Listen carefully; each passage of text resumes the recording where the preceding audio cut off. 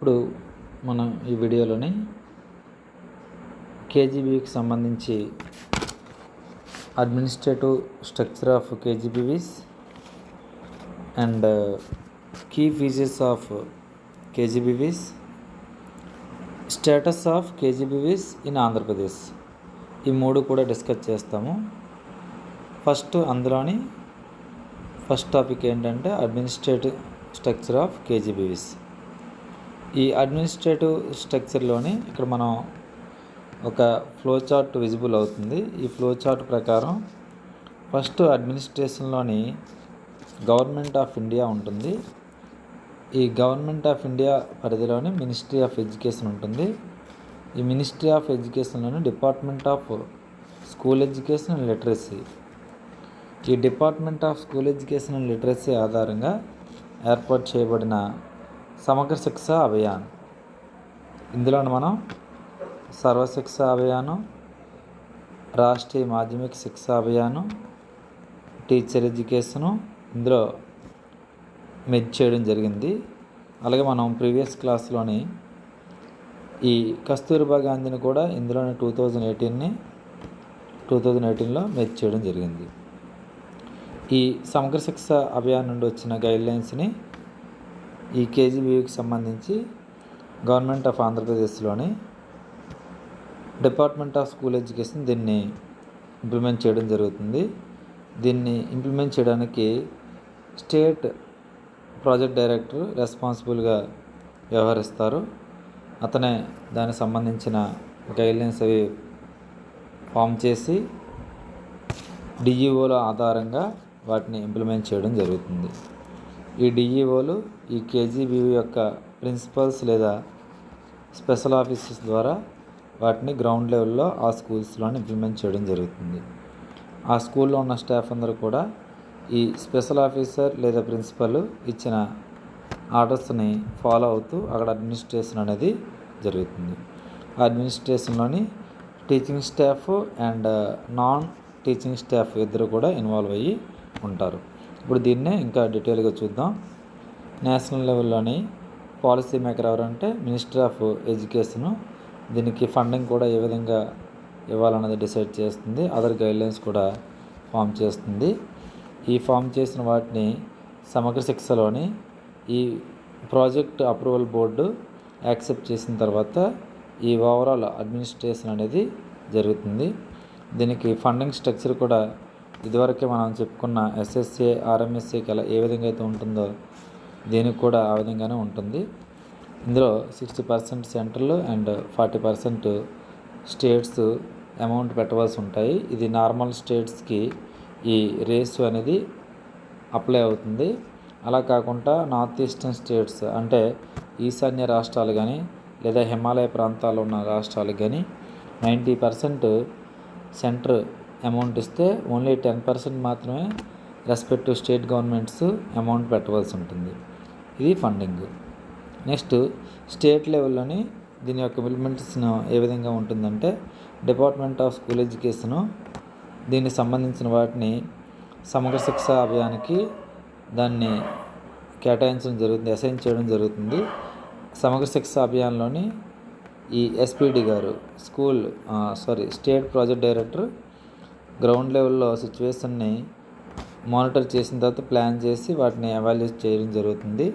అలాగే మనం ఇదివరకే చెప్పుకున్నట్టుగా ఎక్కడైతే ఈ కేజీబీవీస్ అవసరమవుతాయో ఆ ప్రాంతాల్లో వాటిని విజిట్ చేసి ఈ కేజీబీవీస్ని ఎస్టాబ్లిష్ చేయడానికి అవసరమైన అన్ని స్టాండర్డ్స్ వాటికి ఉన్నాయా లేదా అన్నది గమనించడం జరుగుతుంది. అంటే మనం ఆల్రెడీ చెప్పుకున్నట్టుగా ఈ నేషనల్ యావరేజ్ లిటరసీ రేటు 2001 ప్రకారం 46 కన్నా తక్కువ ఉండి, అలాగే జెండర్ గ్యాప్ లిటరసీ అనేది 21 కన్నా ఎక్కువ ఉన్న చోట్ల మాత్రమే ఈ కేజీబీవీలని ఎస్టాబ్లిష్ చేయాలి. కాబట్టి ఆ స్టాండర్డ్స్ని అవి మీట్ అయ్యాయో లేదని చెక్ చేసి కేజీబీవీస్ని ఎస్టాబ్లిష్ చేయడానికి ఎస్పీడి గారు అప్రూవ్ చేయడం జరుగుతుంది.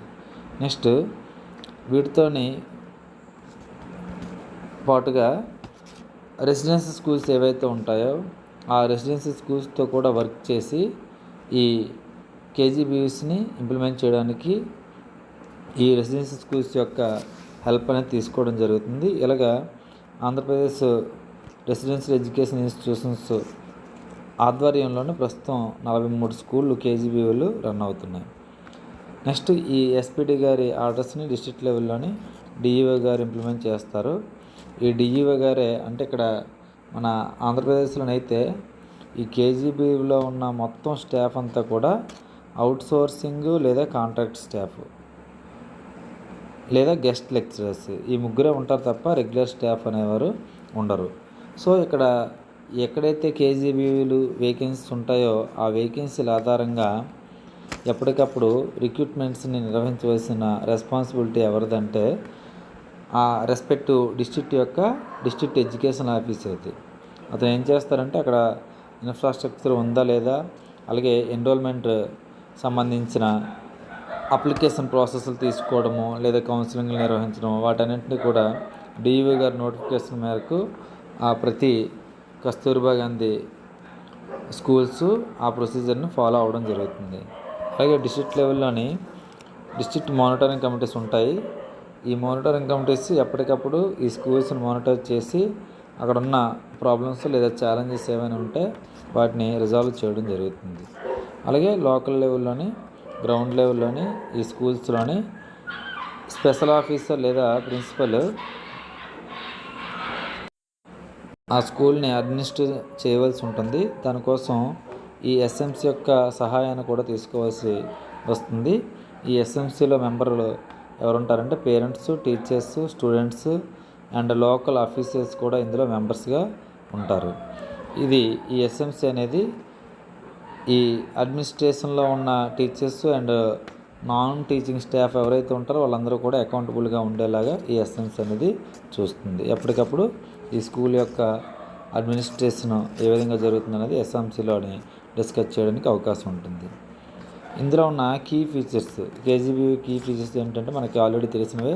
రెసిడెన్షియల్ ఫెసిలిటీస్ అన్నీ ఉంటాయి. యూనిఫామ్స్, టెక్స్ట్ బుక్స్ అన్నీ కూడా ఫ్రీగా ఇవ్వడం జరుగుతుంది. అలాగే హెల్త్ అండ్ హైజీన్కి సంబంధించిన చెకప్స్ ఎప్పటికప్పుడు జరుగుతూ ఉంటాయి.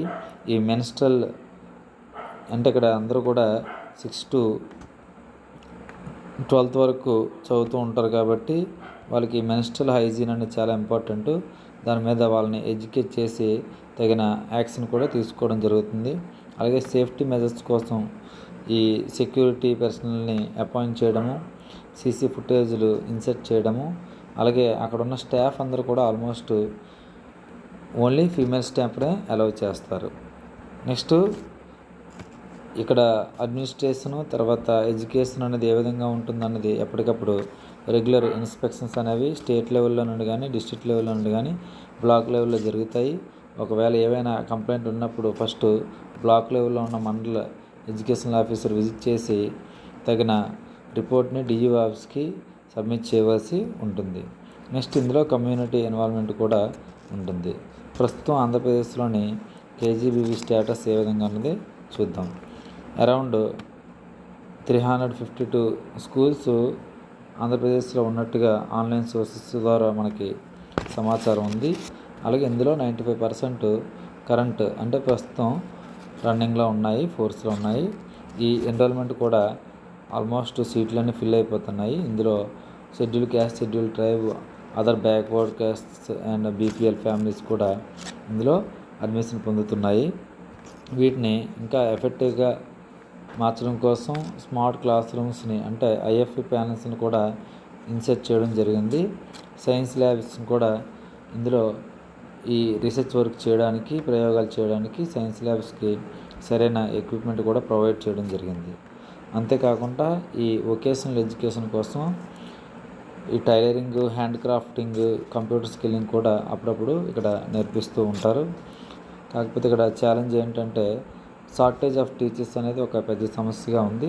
అయితే ఈ మధ్య ఆ సమస్య అనేది కొద్దిగా తగ్గింది, కానీ ఇప్పటికీ కూడా ఆ సమస్య కంటిన్యూ అవుతుంది. ఇంకొక ఛాలెంజ్ ఏంటంటే ఇక్కడ ఉన్న స్టాఫ్ అందరూ కూడా ఓన్లీ అవుట్సోర్సింగ్ లేదా కాంట్రాక్ట్ లేదా ఈ గెస్ట్ లెక్చరర్గా మాత్రమే ఉంటారు. రెగ్యులర్ స్టాఫ్ అనేవారు ఇక్కడ ఉండరు. ఈ రిక్రూట్మెంట్ అనేది మనం ఆల్రెడీ చెప్పాం. ఇప్పుడు చెప్పుకున్నది అదే, కాంట్రాక్ట్ లేదా గెస్ట్ ఫ్యాకల్టీ రిక్రూట్మెంట్ అనేది మాత్రమే జరుగుతుంది. రెగ్యులర్ స్టాఫ్ అనేవారు ఉండరు. కాకపోతే వీళ్ళకి ఎప్పటికప్పుడు ట్రైనింగ్ ప్రోగ్రామ్స్ అనేవి నిర్వహించడం జరుగుతుంది.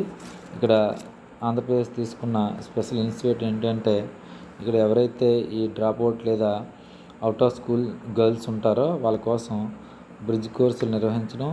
ఈ బ్రిడ్జ్ కోర్సులు అంటే రెమెడియల్ టీచింగ్ లాంటిది. అంటే వెనకబడిన విద్యార్థుల్ని ఈ మెయిన్ స్ట్రీమ్ ఎడ్యుకేషన్లోకి తీసుకురావడం కోసం ఒక ఆర్డర్లోని ప్రవేశపెట్టిన ఆ ప్రణాళికబద్ధంగా వాళ్ళలోని ఆ స్కిల్స్ని డెవలప్ చేయడం కోసం ఏర్పాటు చేసిన కోర్సు బ్రిడ్జ్ కోర్సు.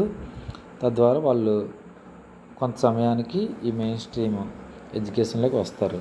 అంతేకాకుండా ఈ vocational and skill development programs, scholarships, career counselling ఇలాంటి ప్రోగ్రాంలన్నీ కూడా ఈ కేజీబీవీలోని నిర్వహించడం జరుగుతుంది. ఇది కేజీబీవీకి సంబంధించిన సమాచారం. ఇది ఆగస్టు 2004లో లాంచ్ చేయడం జరిగింది. 2007లోని సర్వశిక్ష అభియాన్లో మెర్జ్ చేయడం, 2018లోని సమగ్ర శిక్షలోని మెర్జ్ చేయడము, తర్వాత దానికి సంబంధించిన అడ్మినిస్ట్రేటివ్ స్ట్రక్చర్ చూసాము, ఫండింగ్ చూసాము, తర్వాత దీని ఫీచర్స్ చూసాము, అలాగే ఇందులో రిక్రూట్మెంట్ ప్రాసెస్ గురించి కూడా మనం చూసాము. Thank you.